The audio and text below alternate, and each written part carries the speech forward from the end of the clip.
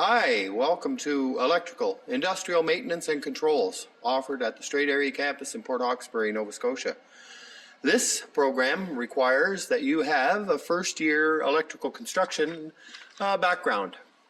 We are here to offer a program that's going to prepare our electrical personnel for challenges associated with doing industrial maintenance. Automated process is the backbone of the industrial manufacturing, and electricians have the opportunity to receive hands-on training with equipment that's common in industry but seldom found in construction. Here's an example of what's offered in our program. Our lab volt equipment is practical and it's easy to use. We do approximately 24 different labs ranging from resistive, inductive, and capacitive loads to comparing 8 different single-phase and 3-phase motors. And we do it all at these workstations. The workstations consist of a power supply and a removable motor, and the motor of course gets coupled to this machine right here, which is known as a 4-quadrant electrodynamometer, and we are able to provide torque with this device. So we can simulate adding real load conditions. This is an example of one of our 3 mobile training units that we use here. This one is a pneumatic trainer, and this particular one here, all of these are industry-based training systems, and they replicate industry to the best of our ability here. We've got tracking systems on this particular thing. Again, we've got pneumatic solenoids on here. We have a small compressor on this thing here in order to produce the air. And very realistic in the sense that we also have got tracking switches. We've got an emergency stop cord on this. We've got pneumatic swing gates on this one here. And again, what happens with these is that we will we'll show you how they operate here. Here's a good example of what the door looks like on this thing here.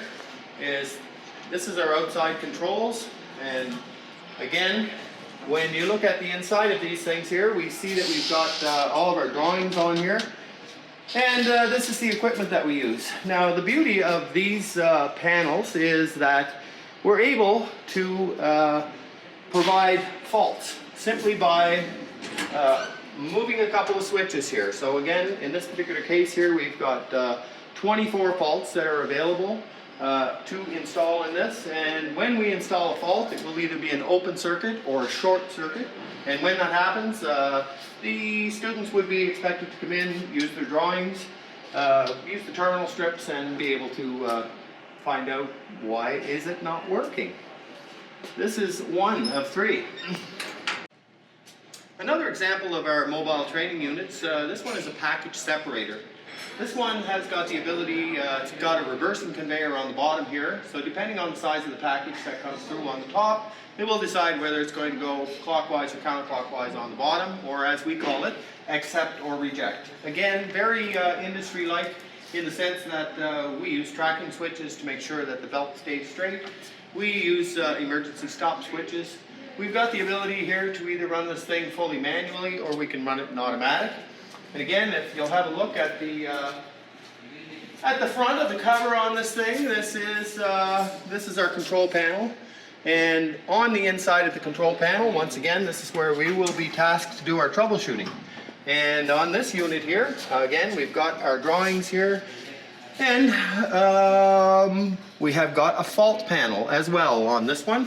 And again, with our fault panel here, it is, this one has got the ability with 48 faults. Actually, we can do 24 open circuits and we can do 24 short circuits.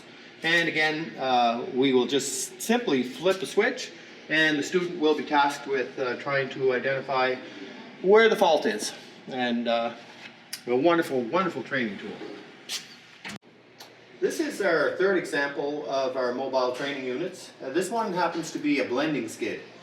With this device here, we've got variable frequency drives on our motors. We are able to use speed control. On this, we have got 3 separate tanks. and we transfer the level from the tanks into another tank. For example, this one, it has a mixer on it and it has all the level switches in it as well. And what will happen with this is that the product will, when it satisfies the level switch, the mixer will come on, allow the mixer to rotate for a little while. We have also got the ability that we can transfer the product between the tanks and blend them with the pumps as well. So we have that ability. Another thing that we do have on here is we've got a motor operated valve in addition to all the solenoids that we do use on this thing. Controls on this one, this is probably our most complicated one here. And again, this is a look at the control panel on the front of it.